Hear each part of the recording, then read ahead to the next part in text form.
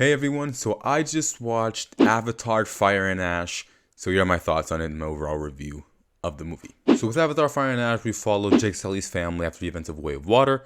Really no time jump between movies since they were filmed back to back, and we see the aftermath of everything that happened. The Tam's death, the Colonel escaping, the Spider now living with the Sullys. We see the aftermath of those events, and in this movie we really see a lot more of this family dynamic, how it works, especially emotionally. Let's get on to some of the positives and my overall thoughts on the actual film. I'm just going to come out of the gate and say, in my opinion, this is the second best Avatar film we've had. In my opinion, Way of Water is still top tier, like up there, my favorite one.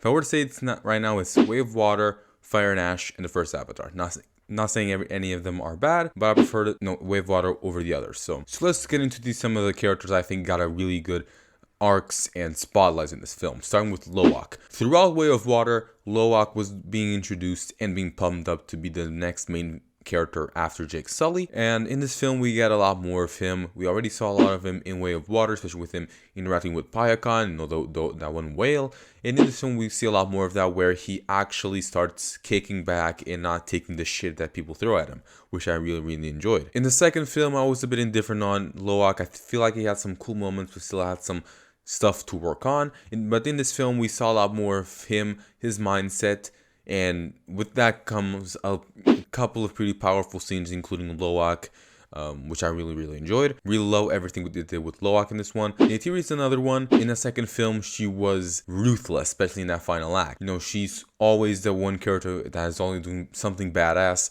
and some of the best things that come out of these movies are Neytiri and Zoe Saldana's acting as the character, not just in the action scenes but also emotionally, because she brings out every emotion she can for these films, and I really appreciate it. I'm gonna get slightly into spoilers, so spoiler warning. But in the beginning of the film, in the first confrontation between the main Na'vi and the Ash clan, Neytiri gets shot at and is out of commission for a little bit. And throughout the movie, we see her, getting better, with their wound healing. The end of the second act, start of the third act, we see her just in full Neytiri mode, being ruthless, brutal, just how we love her. So really love everything they did with Neytiri as well in this one. I also want to talk about Spider. Spider was one of the characters I just didn't care for in the second one. It was cool that they've sort of adopted this kid, this human kid, but I just really didn't care for him all that much. But in this one, we got a couple new things introduced to him, where he can use the kudu, the braid thing that the Na'vi have, and he is now able to breathe the Na'vi air. So those are really cool inclusions. We got a very interesting dynamic between the parent Jake and Neytiri and Spider, which I really liked. It made sense within the story, and we saw also little glimpses of Spider along with Quaritch, which I also really enjoyed, since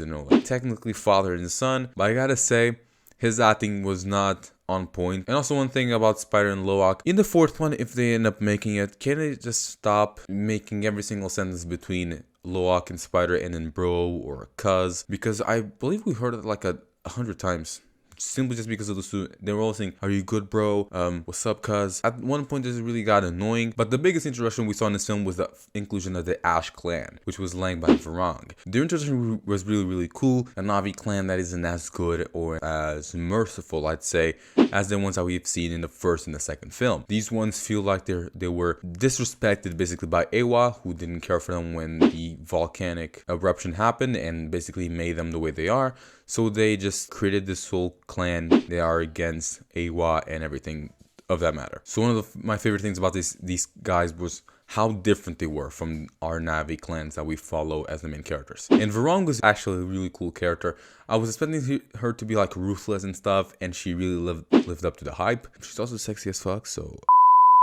But something really interesting that came up with the introduction of Varang was her relationship with Quaritch, which kind of mirrors the relationship between Jake and Neytiri in the first one. Throughout this film, we see Quaritch sort of going through the arc that Jake went through in the first one, where he initially was a part of the army, part of the Marines, that was just going there to explore and study the Na'vi, to eventually, colonize them. And in this film, we see Quaritch still following up those missions, but still now leading a little bit into the side of the Na'vi, specifically the Ash clan with Varang. But now, I want to get into some negatives, some stuff I was mixed iffy about in this film. So, with the introduction of the Ash clan that we already knew, they were also hyping up the introduction of the Wind clan, which are basically wind traders that have these sort of space ships, like a sea ship, that float and bring, resources, stuff like that for clans that need them. And specifically, we saw them interact with the water people. And I wanted to see a lot more of them. They were hyping them up to have pretty substantial roles in the story, but I wanted to see a lot more of them. But they're introducing in the beginning of the film, they serve a little bit to the plot, but then they get out of commission and we just really don't see them again, unfortunately. Which is also really cool to see every time, because every single clan is different in their own way. Whether it's physical features such as the water people having, wider arms, wider legs, a bigger tail, in comparison to the jungle people who are thinner, sometimes a little leaner.